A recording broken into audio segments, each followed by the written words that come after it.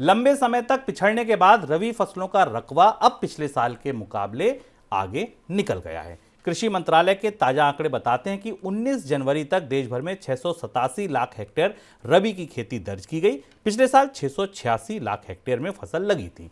गेहूं की खेती पहले पिछड़ी हुई चल रही थी, अब रकबा पिछले साल के मुकाबले 6 लाख हेक्टेयर आगे हो गया है। 340 लाख हेक्टेयर का पूरा रकबा हो गया है गेहूं का। हालांकि सभी रबी फसलों में दलहन की खेती घटी है। चने की बुआई में गिरावट की वजह से कुल दलहन का रकबा करीब 8 लाख हेक्टेयर पीछे है। तो सर, जो कमी थी, जो अनाज के मोर्चे पर खींचतान देखने को मिल रही थी, क्या माने अब अगर बुआई के आंकड़े पिछले साल के आंकड़े को सरपास कर गए हैं, पास कर गए हैं, तो अब वो कमी पूरी होगी? बुवाई के आंकड़ों ने राहत दी है और बिल्कुल आखिर में आकर, आमतौर पर ये बुवाई का अंतिम चरण है जिसमें हमें रबी के आंकड़े दिख रहे हैं।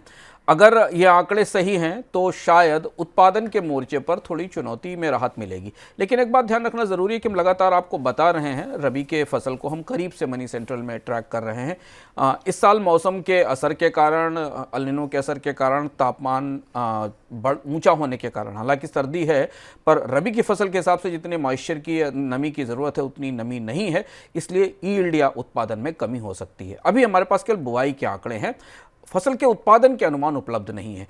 जो हमारे ताजे तजुर्बे या ताजे अनुभव बताते हैं कि सरकार ने खरीफ के उत्पादन के आंकड़े भी स्पष्ट रूप से जारी नहीं किए थे। पहले शुरुआत में आते थे, फिर नहीं आए थे और अंततः खरीफ का उत्पादन बुआई की तुलना में पिछले साल की तुलना में कम रहा था। इसलिए बाजार अभी और थोड़ा करीब से इंतजार करेगा बुआई के आंकड़ों को उत्पादन के आंकड़ों के बीच में आने की स्थिति में। दूसरी चीज़ ये कि अगर इन आंकड़ों की रोशनी में आप अनाज के बाजार को देखें, जहां गेहूं और चावल की कीमतें, तो वो मजबूत हैं, स्थिर हैं और ऊंचाई पर बनी हुई हैं।